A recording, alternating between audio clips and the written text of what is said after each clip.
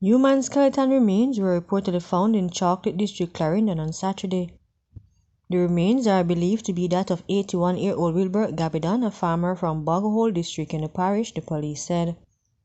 Reports reaching Observer Online are at about 1:30 p.m. Residents stumbled upon the remains and called the police. Gabidon, it is said, suffered from dementia and usually wandered away from his home, which he shared with his elderly wife.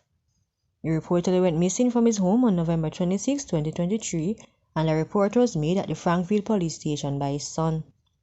A belt and other clothing items found among the remains were identified by his son as belonging to the now deceased, the police said. The remains were removed to the morgue. A 48-hour curfew has been imposed in sections of Nannyville in the St. Andrew Central Division. The curfew began at 8 a.m. on Sunday, February 4 and will remain in effect until 8 a.m. on Tuesday, February 6. The curfew follows a string of shootings in the community, which left 2 people dead and a policeman injured.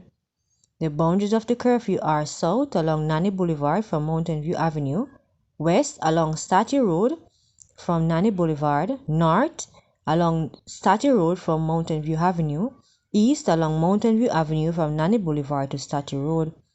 During the hours of a curfew, all persons within its boundaries are required to remain within their premises unless otherwise authorized by the gun commander, the police said.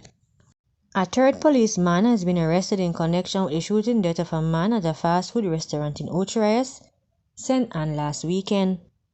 Law enforcement sources disclosed the constable, who is based in Trelawney, reportedly surrendered to the police in St. James today in the presence of his attorney.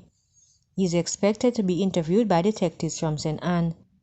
Sources disclosed too that the 2 other cops who were arrested in connection with the killing, both constables assigned to the St. James Police Division, were pointed out during separate identification parades conducted on Friday. They remain in custody on Saturday and are expected to face criminal charges through a parish judge in Trelawney, where they are being held. Ordered on Thursday that they should be released by 4 p.m. on Friday if they were not charged with any crime, according to Attorney Donovan Collins, who represented one of the cops. Attorney at law Michael Emmons represents the other cop.